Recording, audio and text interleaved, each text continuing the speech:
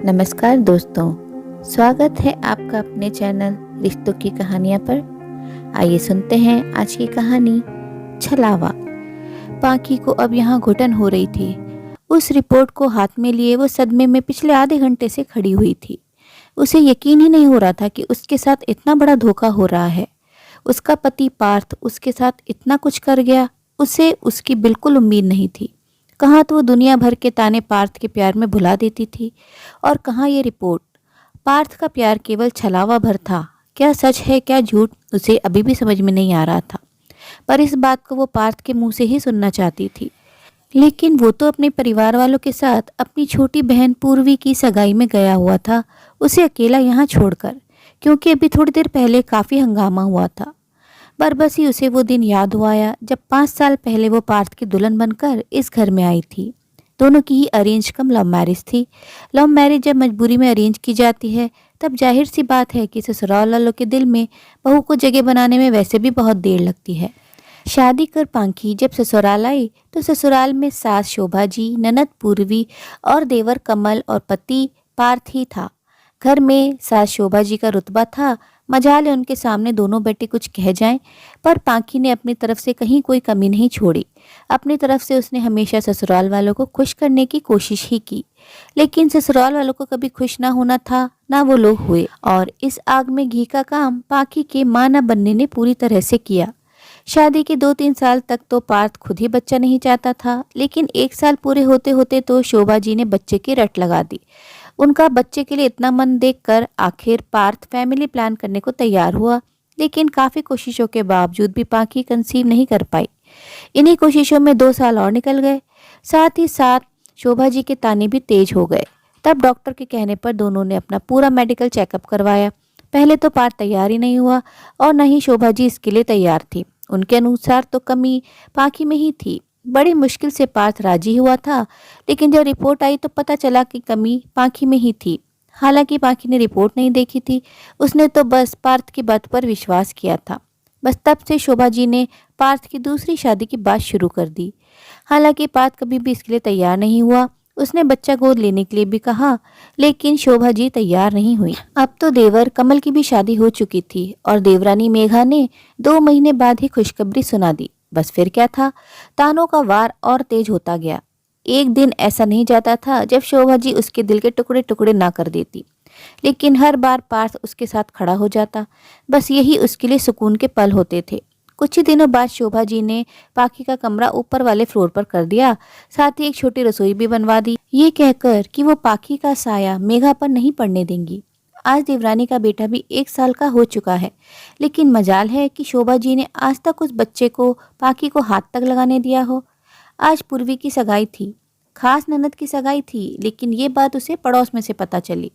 सुबह जब सब लोग घर से निकलने की तैयारी कर रहे थे तो पाखी वहां पहुंच गई और सबसे पहला सवाल शोभा जी से ही किया। मम्मी जी, आपने बताया तक नहीं कि आज पूर्वी की सगाई है। क्या मैं इस घर की सदस्य नहीं हूँ? मुझे जानने का हक नहीं है? लेकिन शोभा जी ने पाखी की तरफ देखने की जगह पार्थ से सवाल किया, तूने बताया नहीं इसे? इतने में पार्थ पाखी के पास आया और उसे ऊपर ले जाते हुए बोला, पाखी अब ये सब बातें छोड़ो, चलो ऊपर चलो। नहीं पार्थ, ये गलत है। मुझे पड़ोसियों से पता चल रहा है कि पूर्वी की सगाई है। मैं भी तो भाभी हूँ उसकी, ले जाना तो दूर की बात है। मैं ये बात जानूं, क्या ये मेरा हक नहीं? इतने में शोभा जी गुस्सा होते हुए बोली, आज खुशी का दिन है और मैं चाहती हूँ कि मेरी बेटी की झोली आशीर्वाद से भरे। अपनी बेटी पर तेरा साया नहीं चाहती थी, इसलिए तुझे नहीं बताया। माँ, अब बस भी करो ना, मैं पाखी को लेकर जा तो रहा हूँ, फिर क्यों बोले जा रही हो आप? पार्थ का पाखी का साथ देना शोभा जी को अच्छा नहीं लगा, तो वो पार्थ को सुनाते हुए बोली, हाँ तू ही साथ दे इसका। एक बार मेरी बेटी की शादी हो जाने दे, उसके बाद तो इसका इस घर से हमेशा हमेशा के लिए किस्सा ही खत्म करूंगी। मैं तेरी दूसरी शादी करवा कर ही रहूंगी। पता नहीं तू क्यों झेल रहा है इस बांझ। बस करो माँ, एक शब्द भी नहीं बोलोगी आप? अचानक पार्थ बोला तो शोभा जी चुप हो गई। पार्थ पाखी का हाथ पकड़कर उसे ऊपर लेकर आ गया। पाखी की आंखों से आंसू बहे जा रहे थे। पार्थ उसे समझाते हुए बोला, बस इसीलिए मैं तुम्हें नहीं बता रहा था। मैं जानता था कि तुम्हें दुख होगा, क्योंकि माँ तुम्हें ले जाने को तैयार नहीं होगी। देखो पाखी, मेरी बात को समझो। बड़ा भाई होने के नाते मुझे तो जाना ही पड़ेगा, पर मैं तुम्हारा दिल नहीं तोड़ना चाहता था, इसलिए तुम्हें नहीं बताया। प्लीज मेरी बात को समझो।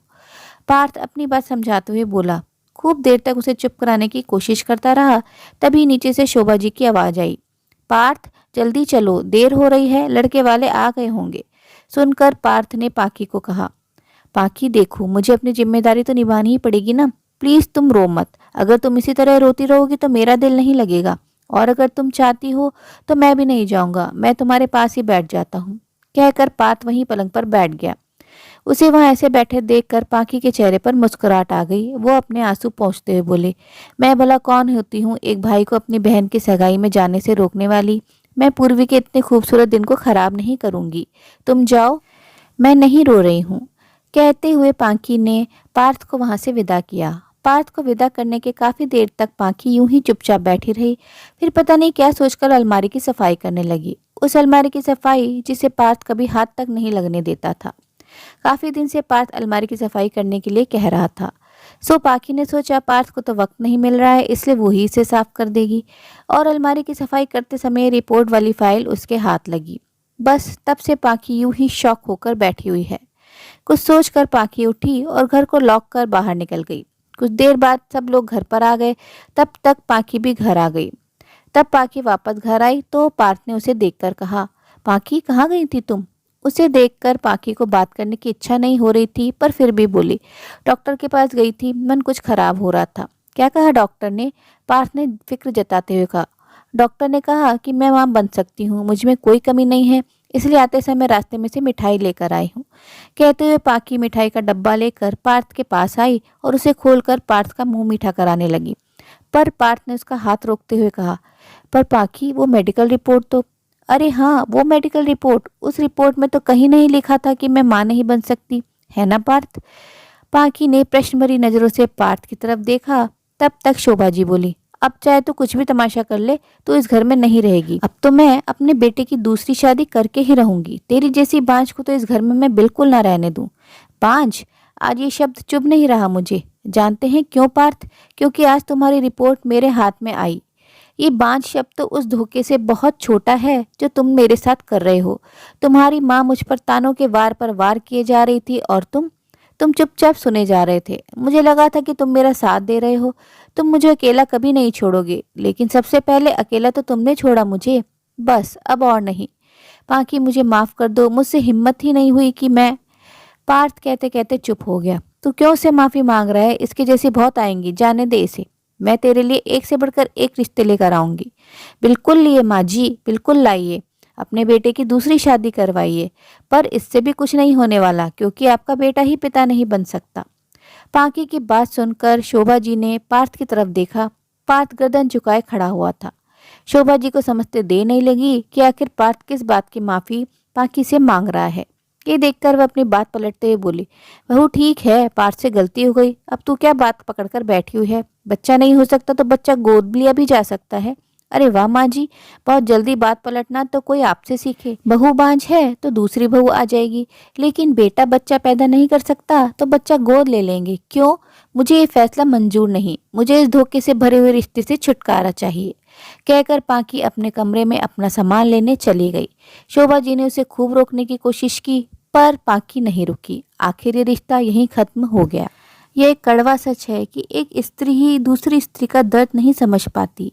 उम्मीद है समाज में बसे दोगलेपन को दिखाती है कहानी आपको पसंद आई होगी। कहानी अगर अच्छी लगी हो तो अपनी राय कमेंट बॉक्स में जरूर साझा करें और अपने मित्रों प्रियजनों के साथ भी शेयर जरूर करें। दोस्तों, आपसे अनुरोध है, अगर आप चैनल पर नए हैं तो ऐसी ही नई नई जीवन से जुड़ी कहानियां सुनते रहने के लिए चैनल को सब्सक्राइब जरूर करें। कहानी अंत तक सुनने के लिए आप सभी का दिल से बहुत बहुत शुक्रिया। तो फिर मिलते अगली कहानी में, तब तक के लिए आप लोग अपना ध्यान रखिए, खुश रहिए, ऐसे ही कहानियां सुनते रहिए।